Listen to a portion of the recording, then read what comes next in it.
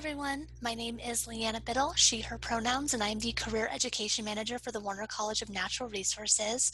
Today we'll be talking about developing your resume or CV, which also stands for Curriculum Vitae. So we'll be talking more specifically about resume development. There is a slide in there that does show the differentiation between resume and CV. But before we dive in, I did want to go over some of the different services that we have, especially as we look into fall, the virtual services and what's available to you. And so I am hosting virtual advising appointments that can be via phone, Teams, Zoom, whatever works best for you in terms of connecting and talking about topics like career exploration, job search strategies, resume cover letter development, what we focus on today, and really honing in on your resume or CV specifically. And you can schedule those appointments via Handshake. And so Handshake is our platform that we use within the CSU Career Center that hosts jobs and internships and additional opportunities.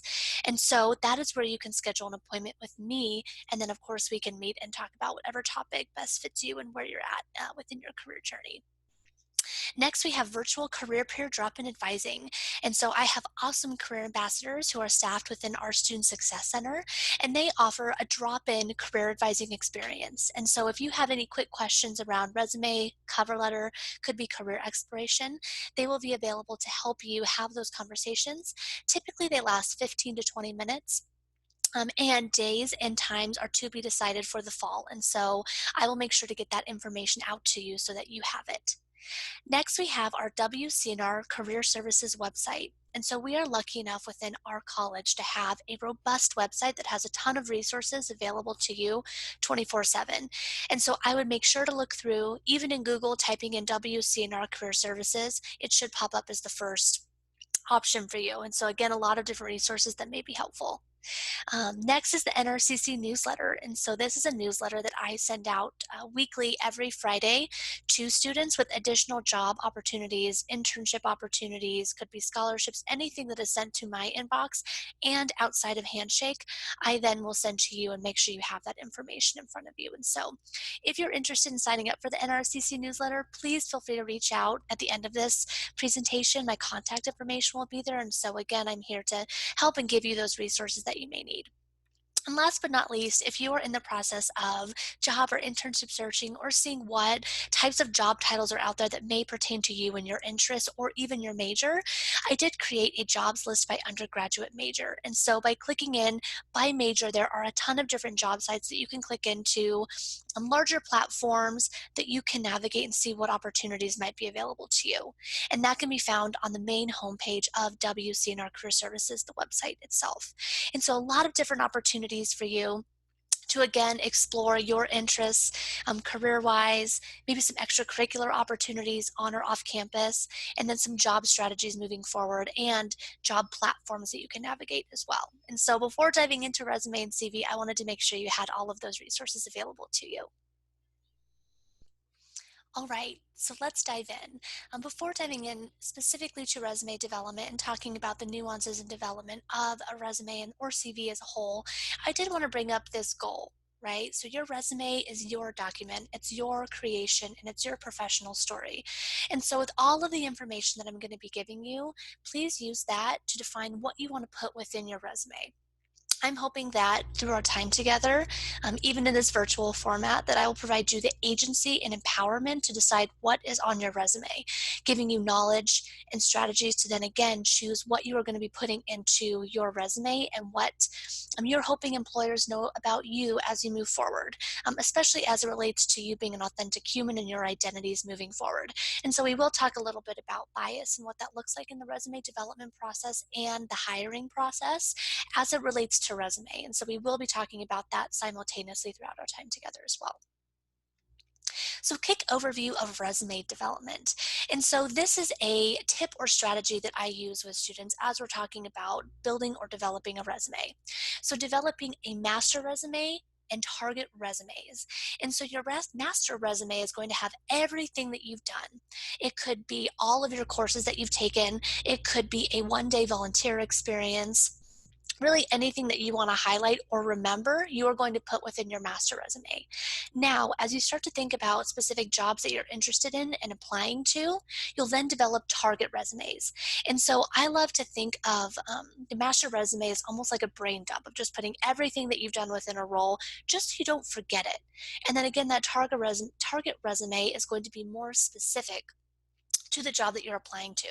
And so that is as simple as save as the master resume to a target resume and take off everything that has no relevancy to the job you're applying for. Then you can be more strategic about the skills that you're putting in, potentially the experiences, and again, have a resume that will put you as a top candidate based off of the experiences and skills that you are putting forward. Another tip I like to include is create your resume as a Word document and avoid templates. So it's really easy to go into, for example, Word and find a template, but when you are developing your resume and say you get to a page in an eighth and you want to move up all of your content to a page to fit, sometimes with templates it's a little more difficult. And so what I'm going to do is send you all a document, a template, if you will. So if you want to start from scratch, or if you're just beginning the resume development process, you have a movable template that I have created through Word that you can use. And so again, just avoiding those templates and avoiding the headache that may come later as you're developing and building your resume. Of course, we'll talk a lot about this, but describing employer relevant duties or responsibilities. And so thinking again strategically about the opportunity that you're applying to, and again, the organization you're applying to, and thinking about maybe similar values or the similar mindset. And of course, include jobs, internships, research. This is a perfect segue into our next section, which is designing your resume. And so essential sections of a resume, those include a header, which would be at the top, education, professional experience. And so that could be jobs, internships, research, projects, anything that you've done. It could also be relevant experience. And so one thing I really appreciate, especially with professional experience, is that you can be strategic with how you name a section. So for example, thinking about what your interest may look like if you have an interest in sustainability and you have worked in a number of different roles that focus on sustainability. What you could do is have a section title like professional experience that reads sustainability experience. And so as you're applying to jobs, the employer will see that section title and may be more inclined to look at those experiences as it relates to the job. And so I hope that all makes sense. But if you have any questions, again, I am a resource throughout fall to answer any of those questions you have. Additional sections. So this is all additional to what you could have, but I would recommend at least having this on your master resume because you never know what experience might pop up. So professional profile or summary. This can go at the top, under your header, and above education. And so again, this is a time where you can put different skills that you've gained, especially as they relate to the job. I would say from experience that professional profiles or summaries are never the same for every target resume. So again, it's being strategic of what you put within that professional profile or summary as it relates to the job. So I'll talk a little bit more about that. Relevant coursework. If you find that you're developing your resume and maybe you just don't have a ton of experience yet, you can put in that relevant coursework and show what you've learned within the classroom and academically. So that is a space for that as well. Leadership and skills. Anything you've done on or off campus extracurricularly that you would like to showcase, I would definitely have that section. Honors and awards, professional associations. I appreciate professional associations because it shows longevity in the field. And so even thinking about a student organization that you may be involved with on campus, right? There may be a national organization. So, or do you have some affiliation with that professional association? Conference experience, and also presentation experience. And so all of these are great sections to include in your master resume. For a target, I would definitely have those essential sections in there with some different opportunities included in those as well. So as I mentioned before, it's important to think about what you want to put on your resume. And I'm hoping that through this video, you'll be able to see the agency that you have in creating your resume. And at the same time, it is important to talk about some of those complex systems out there. Research shows that bias and discrimination with resumes is a real and persistent problem. And so our systems are complex, and it's important to talk about some of those systems. Employers could be explicitly or implicitly using their bias within the hiring process. And so what I'm hoping to do is through each section, show where bias could play out and give you that agency to decide what experiences professionally, extracurricularly, academically that you want to put on your resume. I do acknowledge that, like I said, this is complex and there's a lot of moving parts to it in bits and pieces. And so please know that I'm a resource for you as you move forward. We can look at your resume, look at your experiences, and have a real conversation about this as we move forward. All right, so we are going to dive on in. So, header. So, this is going to be at the top of your resume. Typically, within a header, you see name, you see address, you see phone, and email, all contact information for the employer. Within the name, I like to see 16 to 18 point font so it is larger on the top. One question I always get is, should I include my address? And so I would say you don't have to include your whole address. You can include city and state. That also may be an advantage to you as you're applying to opportunities within the state that you're currently located, seeing as the organization may not need to fly you out, for example, for an interview. They may opt for virtual regardless, but again, it's good to think about. And so city and state is fine. Also, going back to our original point and thinking about bias, where can bias occur? And so I did circle those areas. It could be name and also address depending on where you live in a certain area. And so I did want to provide some examples of what this could look like, especially on the bottom right here, using first and middle initials. So Tara Jane could be TJ, especially with this concept of thinking about, as an example, women in STEM, right? Use preferred name in quotes. So say you have a preferred name that you like to use, Megan, Jess, Sweeney. So being able to put in that preferred name within your resume is also huge. Professional profile or summary. And so again, I talked about this being an additional section that you can include, and I believe it will give you a benefit as you're thinking strategically about developing target resumes.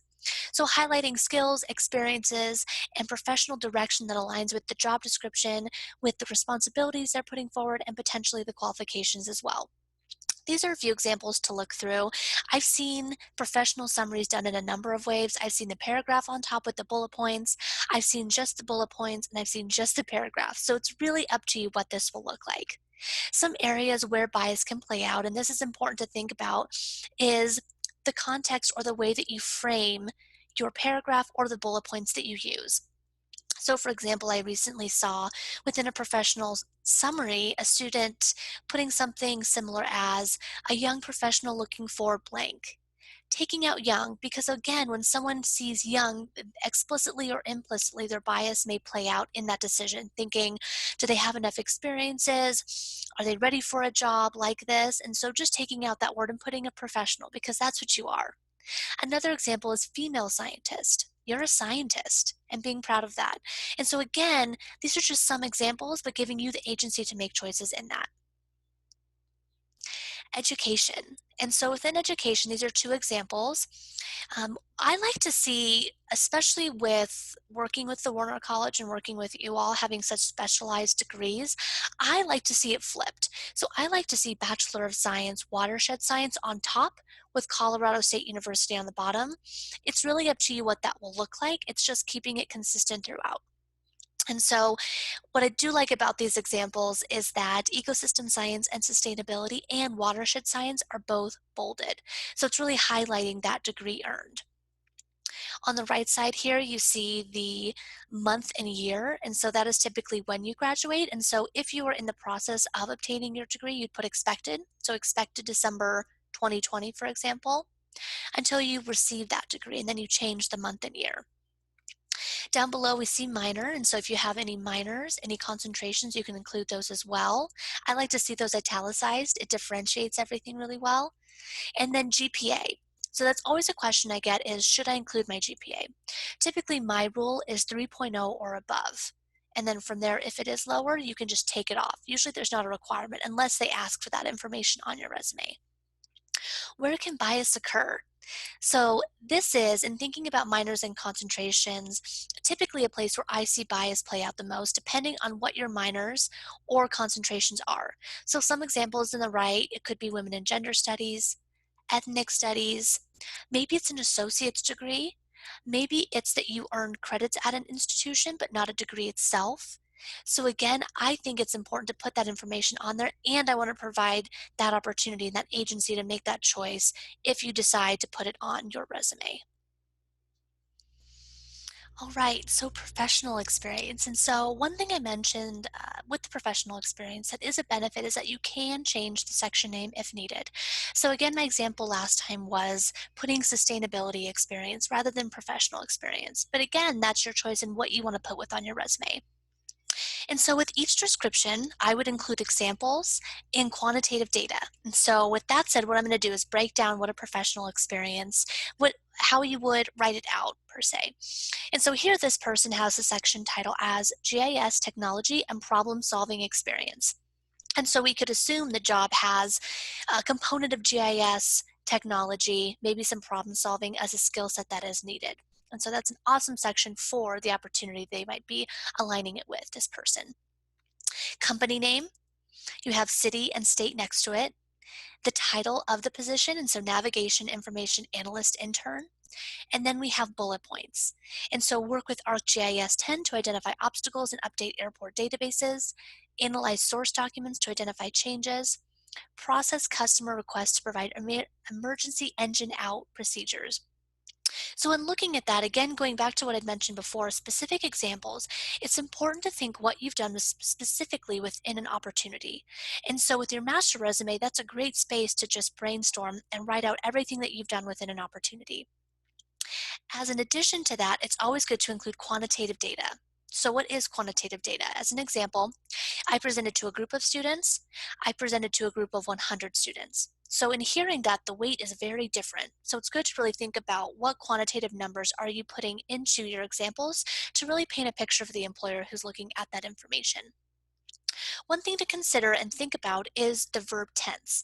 So here it says summer 2014, but for example, if this person was still working as a navigation information analyst intern, and they had, for example, summer 2014 to present, it would then be work with ArcGIS, analyze source, process customer reports or requests.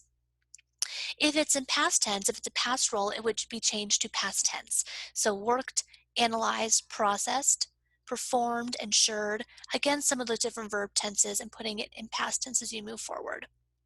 Again, going down the next example perfectly aligns with what's above and making sure that you have that information as well. So where can bias occur in all of this and something to consider and think about? It could be organization.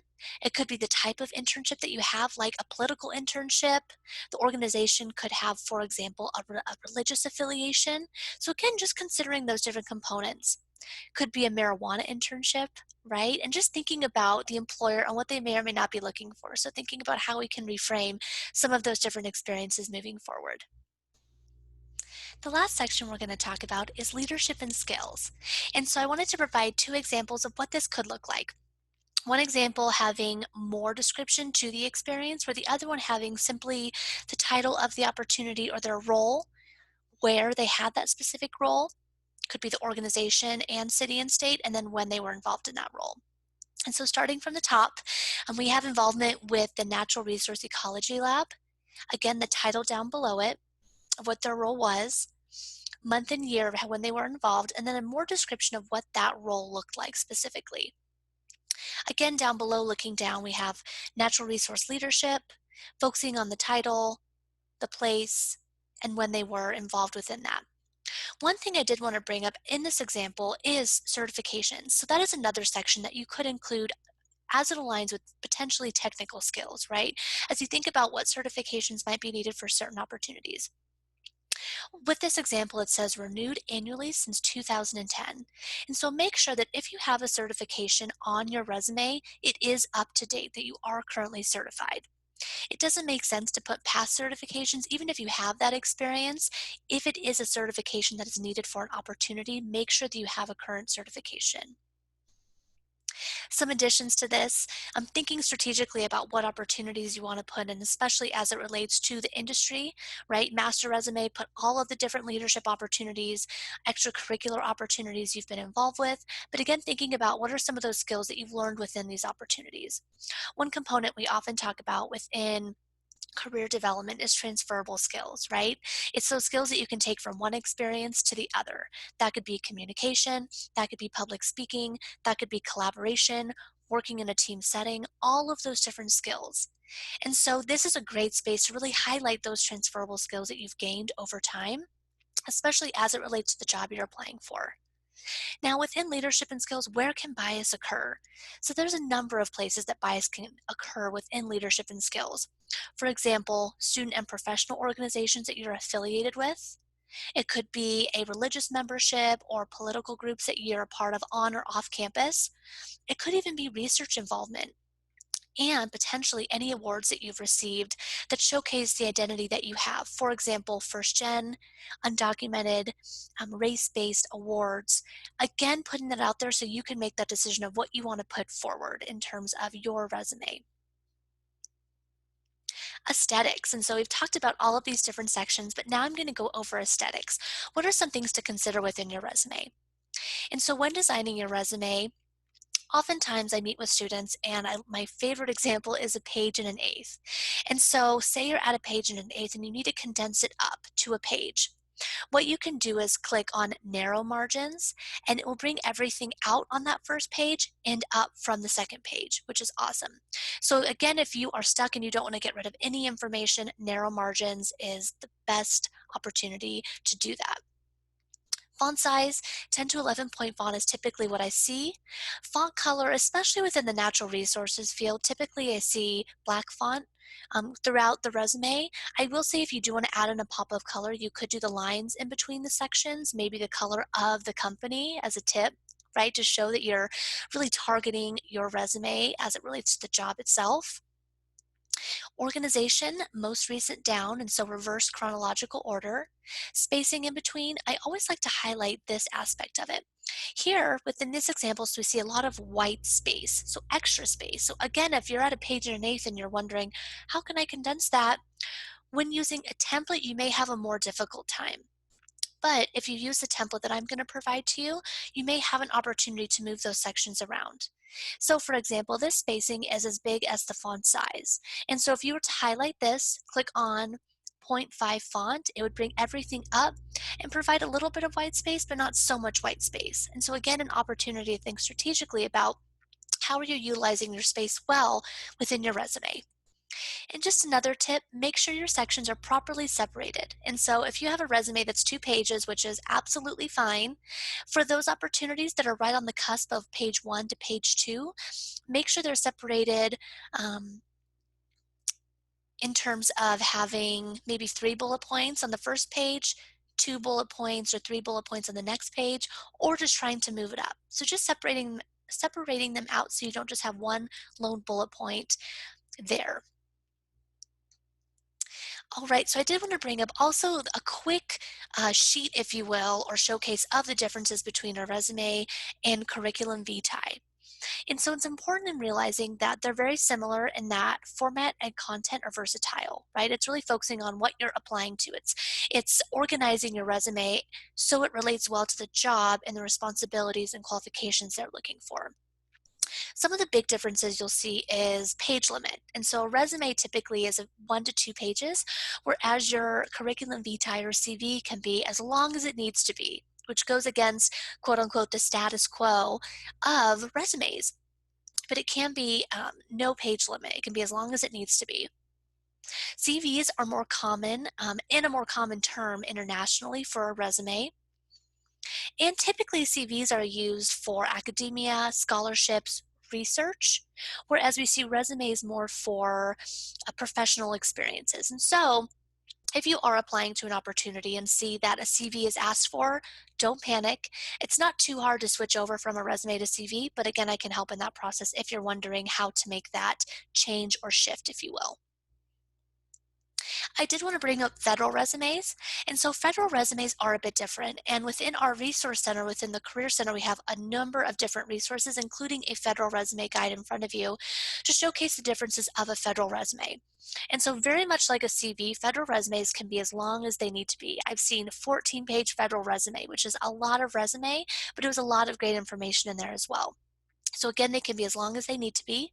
There are some specifics with a federal resume that you'll need to include, including credits earned under education, starting ending salary, hours worked per week, address of that experience or under the professional experience, supervisor name and contact information, etc. So again, a lot of information. And what you can do now is in your master resume, if you're thinking about a federal opportunity in future, think about including that information now so you don't forget it. That's oftentimes when I talk to students, the most difficult aspect of a federal resume is not remembering all the nuances of a job. So just know that that's a component of it as well.